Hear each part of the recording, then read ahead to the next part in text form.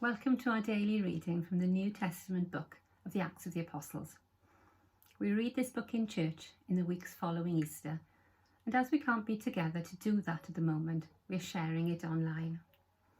Acts tells of how the early church sought to live out the new era opened up by the resurrection of Jesus, and how they shared the good news of what had happened.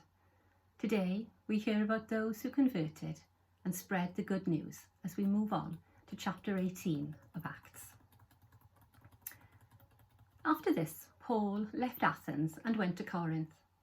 There he found a Jew named Aquila, a native of Pontus, who had recently come from Italy with his wife Priscilla, because Claudius had ordered all Jews to leave Rome. Paul went to see them, and because he was of the same trade, he stayed with them and they worked together. By trade, they were tent makers. Every Sabbath, he would argue in the synagogue and would try to convince Jews and Greeks. When Silas and Timothy arrived from Macedonia, Paul was occupied with proclaiming the word, testifying to the Jews that the Messiah was Jesus. When they opposed and reviled him, in protest, he shook the dust from his clothes and said to them, "Your blood be on your own heads. I am innocent. From now on, I will go to the Gentiles."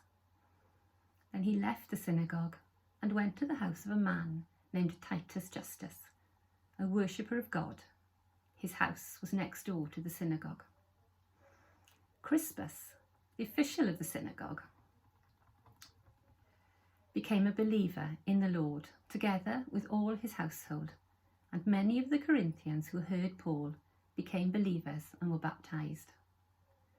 One night, the Lord said to Paul in a vision, "Do not be afraid, but speak, and do not be silent, for I am with you, and no one will lay a hand on you to harm you, for there are many in this city who are my people."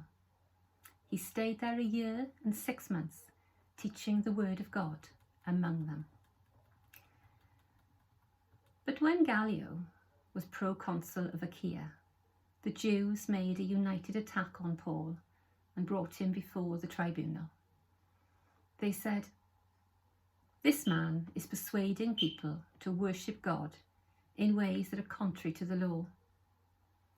Just as Paul was about to speak, Gallio said to the Jews, "If it were a matter of crime or serious villainy, I would be justified in accepting the complaint of you Jews. But since it is a matter of questions about words and names and your own law, see to it yourselves. I do not wish to be a judge of these matters." And he dismissed them from the tribunal. But then all of them seized Sosthenes, the official of the synagogue, and beat him in front of the tribunal. But Gallio paid no attention to any of these things. After staying there for a considerable time, Paul said farewell to the believers and sailed for Syria, accompanied by Priscilla and Aquila. At Cenchrea, he had his hair cut, for he was under a vow. When they reached Ephesus, he left them there, but first he himself went into the synagogue and had a discussion with the Jews. When they asked him to stay longer, he declined. But on taking leave of them, he said, "I will return to you if God wills." Then he set sail for Ephesus. When he had landed at Caesarea, he went up to Jerusalem and greeted the church, and then went down to Antioch. After spending some time there, he departed and went from place to place throughout the region of Galatia and Phrygia, strengthening all the disciples. Now, there came to Ephesus a Jew named Apollos, a native of Alexandria. He was an eloquent man, well versed in the scriptures. He had been instructed in the way of the Lord, and he spoke with burning enthusiasm and taught accurately the things concerning Jesus, though he knew only the baptism of John. he began to speak boldly in the synagogue. But when Priscilla and Aquila heard him, they took him aside and explained the way of God to him more accurately. And when he wished to cross over to Achaia, the believers encouraged him and wrote to the disciples to welcome him.